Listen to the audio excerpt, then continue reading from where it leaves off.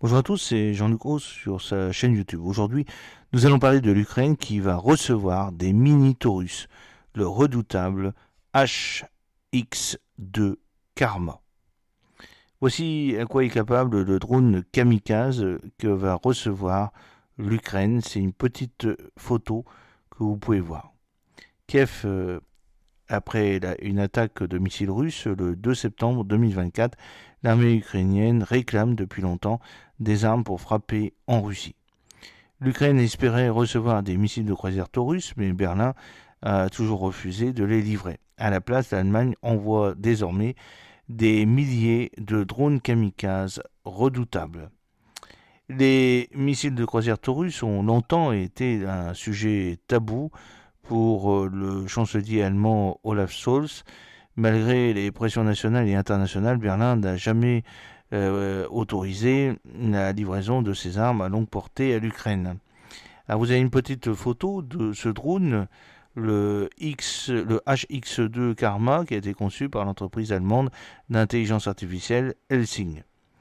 À la place, donc, le ministre de la Défense, Boris Pistorius, avait annoncé en juillet la livraison de 4000 drones. Il s'avère désormais que le modèle convenu, le HX2 Karma, ressemble fort dans son fonctionnement au missile Taurus. Il est même déjà surnommé le mini Taurus dans le secteur, rapporte le journal Bild.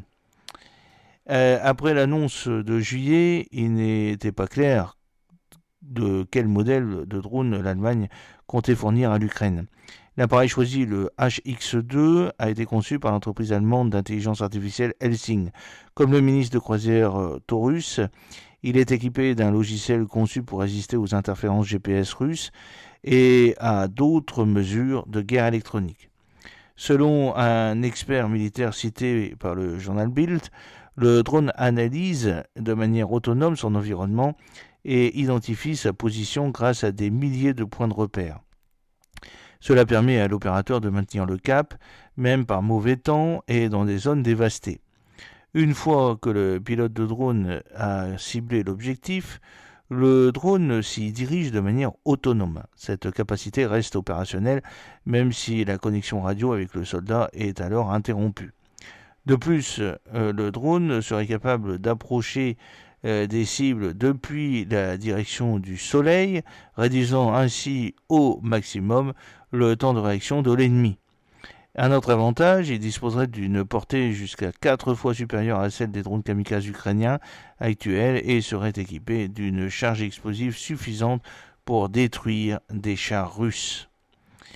Alors l'armée allemande réfléchit à un déploiement. Le drone peut également attaquer d'autres types de cibles. Selon le ministre de la Défense, Boris Pistorius, il permettrait aux forces armées ukrainiennes de viser des objectifs militaires de grande valeur comme des postes de commandement russes ou des installations logistiques. Par ailleurs, le drone serait nettement moins cher que des modèles comparables provenant des États-Unis ou de la Russie, d'où le coût peut atteindre 100 000 francs pièce.